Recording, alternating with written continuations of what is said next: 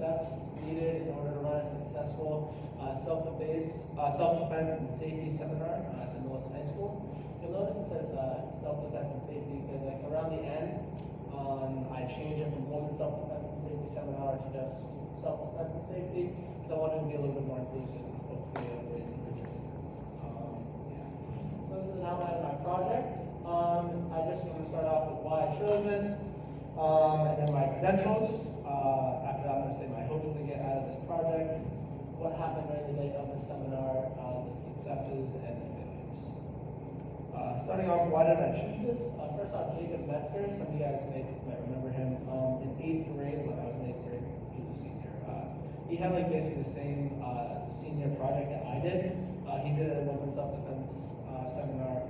His turnout was a little bit different than mine, which we'll get into a little bit later. But that's where I got the idea from him. We both went to the same martial arts school, America's Best Defense. I also had a really big interest in all of like this teaching and self-defense stuff before COVID happened. We'll get into that later as well. And I also felt that this was a really good way to help the community and also related to something I was passionate about. So my credentials started off, I trained in martial arts for about 8 years. I taught for about 5 years, and I led and assisted in multiple women's self-defense seminars.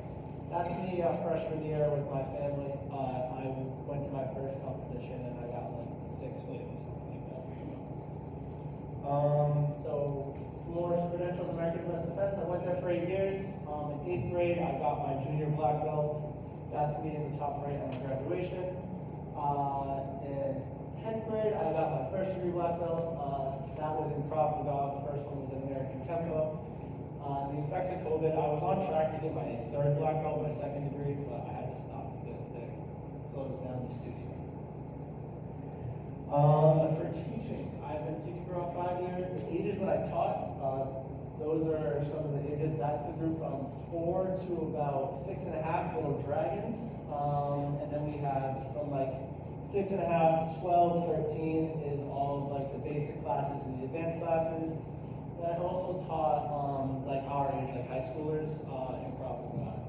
And this also relates to my bar mitzvah project when I was in 7th grade. I actually started teaching just as like a community service project, and that's my group right there, my white belts. And I just really liked it, and I just kept going with it.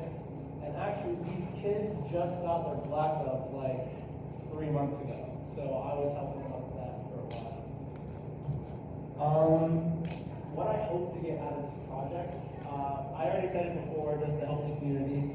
A lot of the people in this school are moving on into the real world and into college, and there's a lot of dangerous stuff that can happen out there, and I just want to be able to provide proper information and self-defense in case anything did happen so they could walk away safely. So how the project went. So only one person went. Shout out to Melanie in the back over there for coming.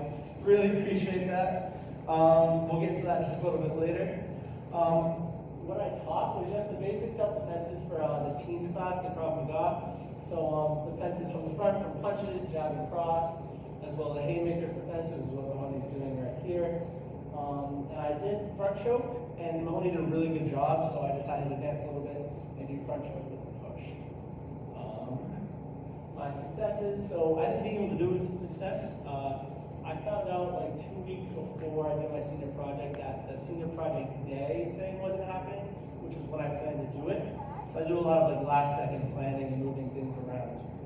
I also think the information was received really well because it was a private, it was just a one-on-one with me and Mahoney. I could hone in on the details and make sure she was doing everything correctly. But yeah, so good job, bro. How did I advertise my project? So I had 3 ways of advertising. I had my flyers, announcements, and Google Forms. This is my first flyer. Just basic all the information, and then I had my mom come down and help me because I'm not good at this kind of stuff. And that was the final one. It just is a little bit more broad and also more precise at the same time, telling where everything is and stuff like that. I used Canva. I don't know if you guys know that. It's like this website where you make. My Google Forms, the first one on the left, it got 76 responses. which I think I did that in February, which at first seemed like I was going to get a lot of people to come. Then my next one was a little bit more like time when I wanted to do it. Got 33 responses, but still, that sounded like a good turnout. And then my last one, when I asked how many people were coming, it only about 7. My failures and obstacles. Getting it set up was a little bit of a difficult process, just because I had to find places that were able to do it, because we just started doing all the school sports like softball and baseball. So all the fields would only be taken up, and you can see in the background of this photo, there's soccer for little kids going out in the back. Finding a date was also difficult, just because I wasn't planning on doing it this way, so I had like already planned a bunch of other stuff, so I had to find time off of work and stuff like that to get the date set up, and also enough time to let everybody know when it's coming, when it's going to be. And just some thank yous. I want to thank my dad, because he actually took all of the pictures for this video. Also Mr. Carter, because he helped me come up with some of like the ideas of where to do it. Sensei Pan, he was my instructor for about the first like 5 to 7 years of my martial arts.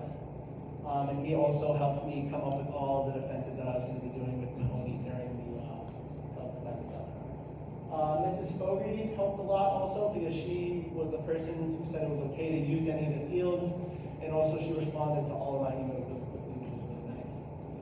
Mrs. Bedard, she got me in contact with everybody, making sure I could get everywhere I needed to go, and as well as Mr. Mulaney. And Mahoney, again, thank you so much for coming. Yeah, I still have a little bit more time to go, so I'm just going to go into more about what we did. We did a more of like the basic techniques. I just focused on making sure the most common defenses that she was doing were the ones that were going to be happening in real life, and making sure like I was attacking the way normal attackers would be. So when she went out in the real world and this did happen, she would be doing it safely.